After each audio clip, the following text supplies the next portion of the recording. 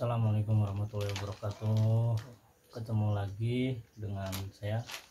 Konten berikutnya sekarang akan membahas tentang sanitasi atau penyiangan di lahan sayuran tomat, di lahannya Bapak Firda yang kemarin sempat memakai herbisida apa Pak? Gramoxone dari perusahaan Syngenta Indonesia. Nah, mungkin ada barang ya Pak di sini biar ada yang dapat melihat. Oke, sebentar ya. Kita cari dulu. Ya, yang ini yang jauh ya. Nah, bisa dijelaskan Pak khasiat, manfaat lah lebih jelasnya, lebih lengkap tentang produk Syngenta ini, teknologi. Jadi Bapak menggunakan buat penyiangan gimana selama ini? Assalamualaikum warahmatullahi wabarakatuh. Waalaikumsalam. Alhamdulillah kita bertemu lagi, panjang umur, sehat. Nah, pada kesempatan sore hari ini, sore gitu kan? Ya. Kebetulan mungkin di video Kang Fadil yang kemarin kita bahas tentang sanitasi atau penyiangan. Kebetulan di lahan kita memakai herbisida dengan merek dagang Gramoxone ya. Produk Syngenta juga. Ini kita berbagi pengalaman mungkin, tapi kita istilahnya bukan apa namanya, Bukan iklan ya Pak? bukan iklan. Udah dulu disimpan dulu ya. Ya, simpan dulu aja. Jadi kita ambil manfaatnya aja. Kalau di manfaatnya itu di penyiangan sanitasi gulma itu cukup membantu bagi petani, khususnya saya sendiri gitu ya. Iya. Jadi hitung-hitungannya mungkin kalau berbicara hitung-hitungan dengan handmade atau dengan manual itu mungkin lebih bisa menekan biaya. Iya. Jadi kalau seandainya kita hitung-hitungan biasanya ibaratnya 100% pakai tangan mungkin bisa ditekan sehingga 65% bisa ditekan biaya. Ya. Contoh kemarin Pak itu pas sanitasi di lahan tomat yang atas, total luas lahan berapa? Total luas lahan itu 1.500 meter. 1.500. Kalau misalkan pakai manual berapa orang? Kalau seandainya kita biasa pakai manual dengan luasan 1.500 meter biasa pakai yang kerja itu 7 hari. 7 hari. 7 hari kali 2 orang. Per orangnya? Per orang kali 25.000. Berarti satu hari itu udah 50.000 per hari. Kali 350.000. Ya. Terus kita kalau bandingan pakai herbi ini biasa kita pakai kurang lebih ya. Ya. 1 liter per hobi. 1 liter. Dengan harga kita kita buka-bukaan aja ya. 65.000 di kios. 65.000. Terus plus tenaga kerja ibaratnya 50.000. Iya. Jadi 50.000 ditambah 65.000 itu tinggal ditambah aja. Iya benar. Jadi 111.500 ya. 115.000. 115.000 begitu. Jadi kalau dibandingkan 115.000 dengan 350.000 lumayan. ekonomis ya, ekonomisnya lebih. Ada buat ngebasok. Ada buat apa namanya ya, ada kerja juga ya. Ya biasa kerja juga bisa. Jadi habis setengah, jadi lebih dari 65% mungkin ya, lebih ya. Lebih. Berarti kalau misalkan pakai manual nih Pak, si rumput yang jadi dari awal dikoret sampai tumbuh kembali itu berapa lama? Itu tergantung musim. Oh. Kalau musim sekarang kan musim hujan. Iya, Jadi kalau musim hujan, kalau istilah Sundanya begini, bahasa Sunda, ukur pindah. Sekarang dibersihin, 2 hari kemudian juga jadi langsung tumbuh lagi. Jadi akar-akar yang nempel langsung ke tanah bisa langsung tumbuh. Cuma kalau kita pakai namanya herbi, ya alhamdulillah 10 hari belum tumbuh 10 hari. Belum. Apalagi kalau apa namanya dosis, kalau kita main di dosis juga lebih tinggi dosisnya, mungkin bisa tumbuh lumut. Oh Oh gitu. Tumbuh lumut, terus rumputnya nggak tumbuh, yang tumbuh lumut. Berarti Bapak udah berapa lama memakai teknologi herbisida, Pak? Hitungnya kira-kira 5 tahun ya. 5 tahun belakang ini ya. lumayan. Sebelum pakai teknologi herbisida kan ini sifatnya kontak ya, Pak. Betul. Nah, sebelumnya pernah memakai yang sifatnya sistemik? Pernah pakai sistemik. Apa sekarang masih atau misalkan fokus di kontak dulu atau di mic atau gimana? Kita tergantung sikon. Kalau seandainya lahannya lahan baru buka, Ya. nah, pasti kita pakai sistemik. Cuma kalau hanya sudah ada istilahnya tanaman, Ya. ya kita pakai yang kontak. Yang kontak ya. Kontak. Oke. Berarti banyak khasiatnya ya Pak kita mengenal teknologi di pertanian ini. Benar, jadi nggak hanya sekedar manual gitu kan. Nah berarti petani milenial bisa diikuti cara Pak Firda dengan menggunakan sistem penyiangan menggunakan teknologi herbisida baik itu sistemik maupun kontak. Cuman balik lagi gimana sikonnya ya Pak ya? Ya, tergantung sikon musim hujan dan musim kemarau. Pratumbuh atau pratumbuh atau purna tumbuh gitu. Ya benar-benar siap. Jadi, Nah kemarin juga Pak saya sempat ngelihat Bapak selain ada perlakuan sanitasi, ada penyiangan di lahan. Kemarin saya ngelihat pengecoran, bukan pengecoran jalan ya Pak, tapi penggunaan pengaplikasian pupuk dengan cara dikocor gitu. betul. Nah kemarin saya lihat bungkusnya itu seperti ini nih Pak, di lahan saya iseng saya ambil. Nah Diambil juga ya. diambil ya. Ini kebetulan kita kedatangan petugasnya, yang baju orange. Ini NPK, pupuk NPK Mutiara Grower. Nah, dengar-dengar grower atau NPK Mutiara, saya sering lihat di kios atau di petani itu pupuk NPK Mutiara yang warna biru. Ya, yang warna ini bungkusnya biru kan? Ya biru. Nah, cuman saya pengen tanya khususnya ke Bapak dan juga kebetulan kedatangan petugas, apa sih bedanya antara Mutiara NPK yang biru ini sama Mutiara yang ada tulisan growernya? Mangga Pak, gimana Pak? Itu sepengetahuan saya ya. Iya. Itu juga pengetahuan juga kita didampingi sama yang mungkin tugas. Ada beliau ya. Ya. Jadi kalau pemahaman secara dangkal gitu kan, Iya. ada yang namanya Mutiara 16. Iya. Terus ada yang lagi Mutiara Grower yang dikenali sama petani. Yang namanya grower itu mungkin unsur K dan P-nya itu lebih tinggi mungkin. Kalau di Mutiara 16 mungkin itu seimbang antara nitrogen, kalium dan fosfat seimbang.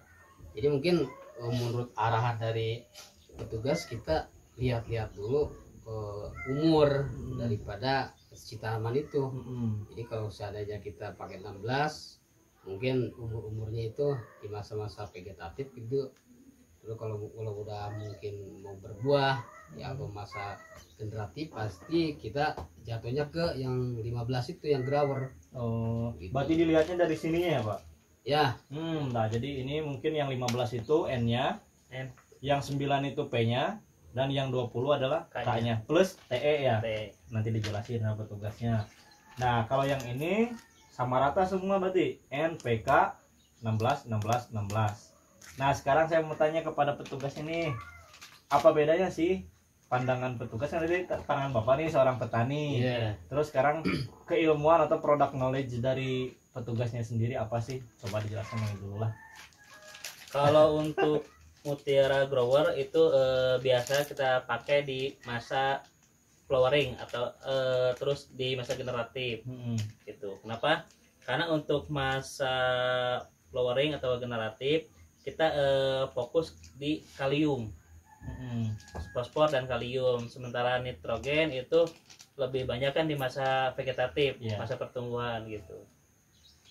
Terus di sini juga untuk di grower sendiri kan ada TE-nya itu ini adalah pupuk-pupuk mikronya gitu. TE itu. Ya, tambahan pupuk mikro gitu. Terus Apa? Ya, bedanya sama ini? kalau untuk 16 sendiri sih mungkin kalau petani umumnya lebih mengenal mutiara itu NPK mutiara 16-16 gitu. Kalau dulu mungkin ini dipakai dari masa vegetatif, flowering sampai generatif.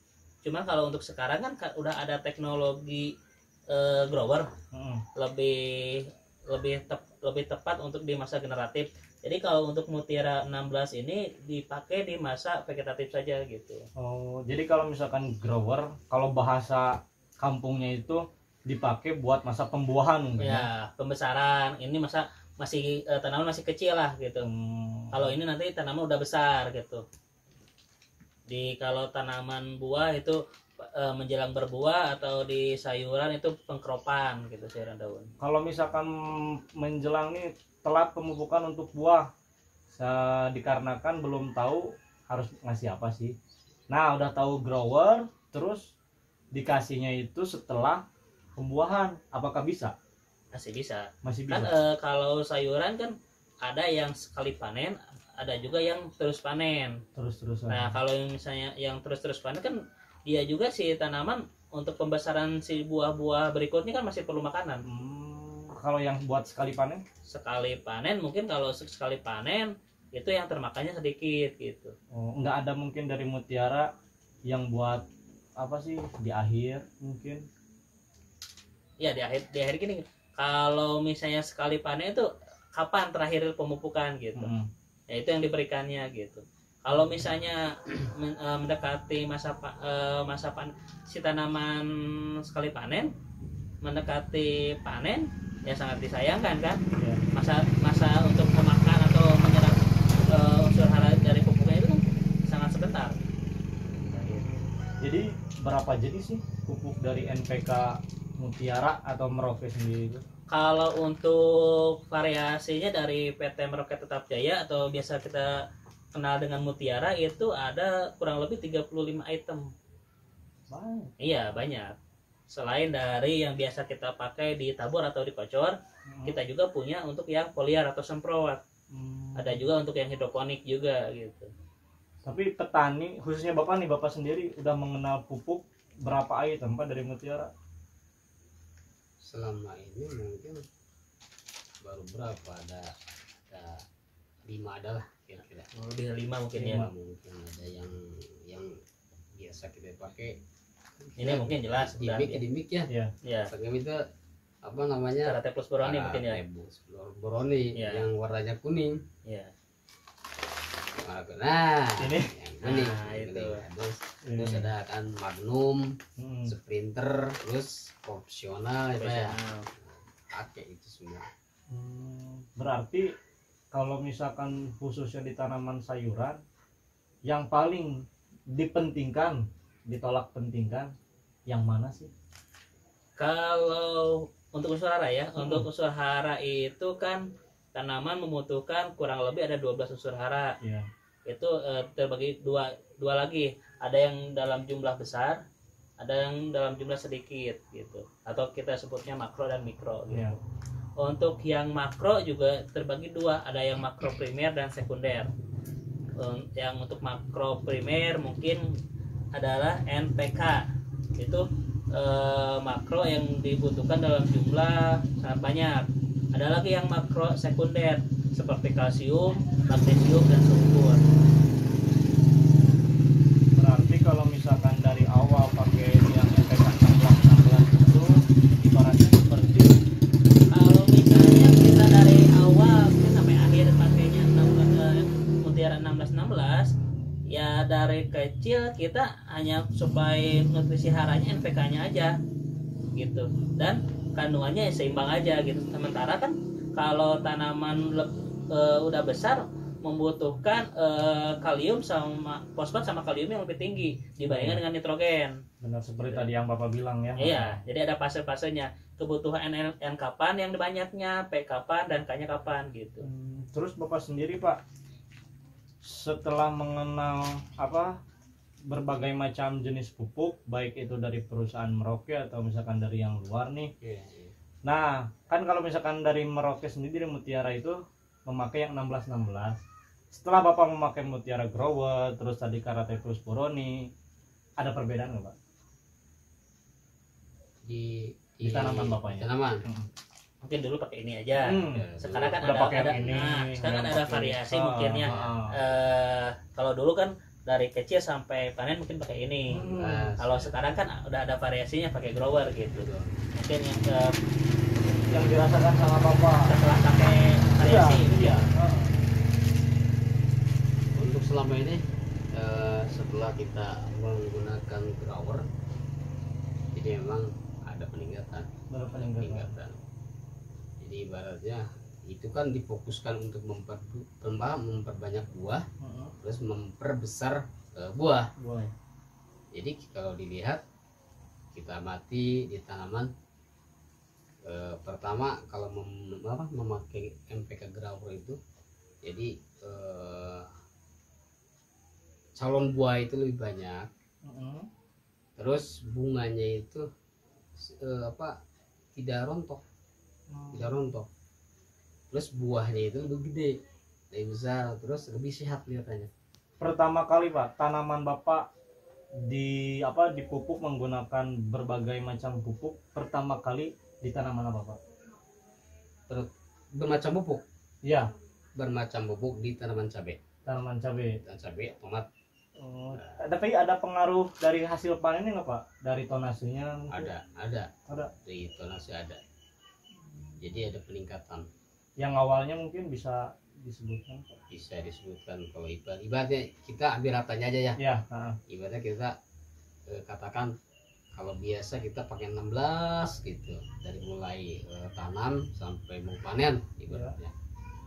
Kita ibaratnya sampai panen kita dapat 1 kintal ibaratnya. Kalau dihitung setelah panen ke rumah bisa peningkatan sampai 20%. Lumayan ya. Itu pribadi saya, nggak tahu kalau yang orang lain mungkin petani yang lain mungkin lebih banyak, karena dalam aplikasinya mungkin lebih akurat kalau kita. Tapi alhamdulillah gitu juga udah didampingi lah, istilah didampingi untuk penggunaan produk-produk yang dari Merauke itu, diantara sama alhamdulillah sama Kang Bijim juga gitu. Nah, kembali lagi nih ke petugasnya sendiri. Lebih baik gimana pengaplikasian? Apakah dikocor atau ditabur atau dispray? Kalau untuk tanamannya, kalau itu pemberian untuk dasar atau awalan itu antara kocor dan tabur. Kalau spray itu lebih ke pendukung aja sih. Pendukung. Nah gitu. Nah, jadi yang utamanya kan tetap dari akar ya. Tanaman ngambil makanan unsur hara itu dari tanah, dari lewat akar gitu. Jadi ya rekomendasinya antara kocor atau ditabur. Tapi misalnya kalau pengen cepat terserap ya dikocor. Iya. Bapak sendiri Pak sering memakai pupuk itu dikocorkah atau ditabur? Kalau sekarang sih kesana kan pakai mulsa. Iya. Pakai mulsa. Jadi kalau pakai mulsa itu tidak terlalu mungkin untuk ditabur. Gitu. Susah ya. Susah. Soalnya kan ini lubangnya itu sangat kecil. Jadi kita riskan juga. Ada rasa was-was kalau misalnya kita pakai tabur, terus takutnya kena batang. Terus ntar akibatnya fatal juga. Makanya kita pakai dicor ya. Terus perbandingannya sangat jauh juga. Ada perbandingan juga? Ada. Kalau dicor itu lebih ringan, Lebih irit. Bisa hitung-hitungan mungkin Pak buat perbandingan? Perbandingan bisa. Kalau seandainya kita ini enggak nyebutin luas lahan aja ya. Ibaratnya kita ambil ringkesnya aja. Jadi kalau kita ibaratnya habis 10 kilo, terus cor paling bisa 5 kilo. Setengahnya bisa begitu. Tapi itu takaran di cornya itu sama rata, enggak jelek di sini. Enggak, sama rata. Itu sistem pengecorannya Bapak pakai alat atau pakai, maksudnya ya pakai gayung juga alat, pakai manual atau pakai hand sprayer atau gimana dikocornya? Terkadang sih, kadang pakai manual pakai gelas gitu, bekas gelas apa air mineral. Terus kita kan sekarang udah apa namanya teknologi itu utamanya di teknologi, jadi sudah terbuka seperti YouTube. Nah, kita lihat-lihat aja di YouTube gimana pertanian orang lain gitu. Jadi perbandingan ya. Perbandingan. Kita bikin, kita punya bekas apa namanya hand sprayer yang gak dipakai. Terus daripada kita nggak manfaatin buat alat kocor. Oh iya benar. Kita lihat di mana di YouTube lah sekarang banyak Benar. bikin. Jadi bisa apa namanya membantu meringankan beban. Ibarat kita kan ambil terus di apa namanya di tank-tank begini, terus kocor, kita kan jongkok, sementara kita pegel di pinggang. Benar. Cuman kalau udah digendong, dicor, itu neken ke sakit pinggang juga. Enteng lah kayak enteng. Tinggal gitu aja Pak. Ya, tinggal narik apa tuasnya atau kerannya keluar air gitu. Nah sekarang ada pertanyaan lagi, mungkin mewakili petani-petani. Mumpung lagi ada petugas ya Pak. Jadi si pupuk sendiri apakah saat pengecoran atau saat dispray bisa dicampur kah dengan pesti atau tidak? Kalau lebih baiknya sih mandiri masing-masing. Tunggal ya? Ya masing-masing. Karena kan kita tidak tahu juga kandungannya ada yang bisa tercampur atau tidak ya gitu. Malah kan ada yang saling menekan kan gitu antara pesti dengan pupuk juga kan gitu. Saya kayak sama alkali kan kadang bisa juga jadi menekan juga kan gitu. Ya. Tapi ada rekomendasi buat dicampur nggak? Contohnya misalkan jenis fungi atau jenis insek ini bisa nih dicampur dengan pupuk. Kalau lebih baiknya sih masing-masing Masing-masing aja. ya. Cuman kalau realita di lapangan kan kita juga melihat kerjaan petani mungkin ya ada beberapa banyak petani malahan yang dicampur. Kalau yang penting kan petani ini ngerti cara pencampurannya gitu, apa saja yang bisa dicampur dan apa saja yang nggak boleh dicampur kan gitu. Selama mengikuti kaidah prosedurnya aman ya silakan aja gitu. Cuman kalau lebih baik emang masing-masing gitu. Oke. Nah mungkin Pak sejauh ini Bapak sendiri ada pesan-pesan buat petani lain. Mungkin dari tadi mulai penyiangan ya kok ribet banget sih harus ada penyiangan, terus keuntungan di penyiangan itu apa, terus pupuk dengan bermacam pupuk Bapak pakai manfaatnya gimana, mungkin ada buat pesan-pesan buat para petani. Pesan Iya pesannya kesan ya. Ini Kesan. adalah pesannya begini. Jadi kita berbagi pengalaman. Kita ini bisa bertani ini pengennya kan hasilnya banyak, biayanya sedikit. Iya pasti. Nah, gitu. Jadi pesannya kalau ingin seperti itu ya pergunakanlah teknologi yang ada. Benar. Di antaranya ibaratnya ada petugas ibaratnya dari Herbie, anjurannya seperti itu kita laksanakan, itu kita gunakan, kita kita aplikasikan di tanaman kita, itu teknologi, terus bisa menekan juga biaya, itu pesannya. Jadi itu terserah mau pakai Herbie apa ya, cuma kita yang direkomendasikan sama kita ini Bromoxon yang sudah kepake sama Bapak ya. Kepake gitu, sudah kepake, terus dipupuk. Karena dipupuk ini sekarang mungkin sudah ada kemajuan. Jadi kalau dulu cuman memakai 16, sekarang bisa ditambah dengan Grower, terus Magnum, ada yang Sprinter. Itu nanti bisa tanya-tanya aja ke atau petugasnya, mungkin kiosnya juga lebih tahu karena udah pada konfirmasi atau apa. Iya benar. Ya, pernah lah itu diskusi lah. Iya, jangan diskusi. sampai misalkan kita beli produk A dikasih produk B. Betul. Walaupun kata kios sendiri itu ini sama kok. Kalau sama kenapa nggak dikasih yang kita tanyakan gitu Pak ya? Betul. Benar. Jadi buat meminimalisir adanya kesalahan dalam bekerja ya Pak. Oke, mungkin dari petugasnya sendiri nih Muhammad Jijim Nur bisa disampaikan Kepada teman-teman petani,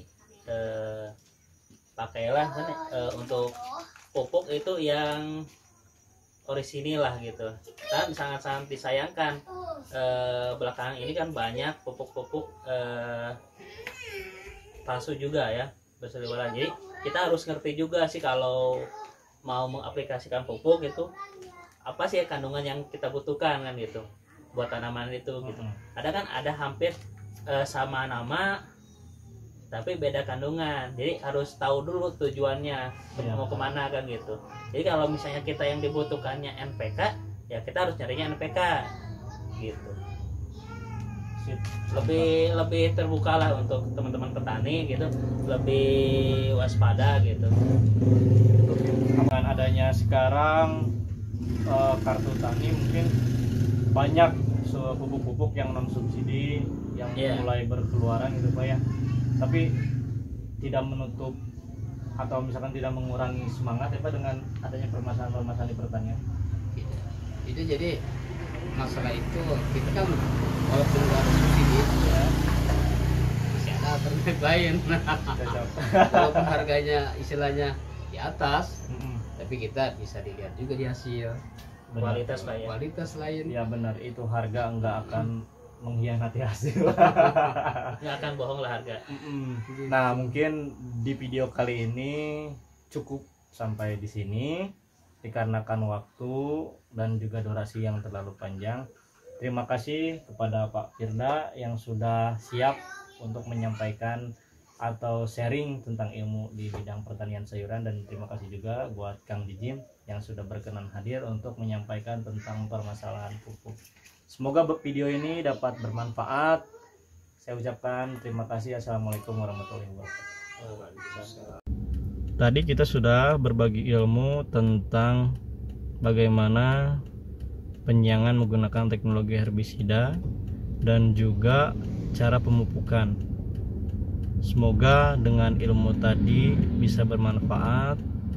Jangan lupa untuk berbagi untuk petani-petani yang lain. Like dan subscribe YouTube kami. Terima kasih. Sampai jumpa di video-video berikutnya. Assalamualaikum warahmatullahi wabarakatuh.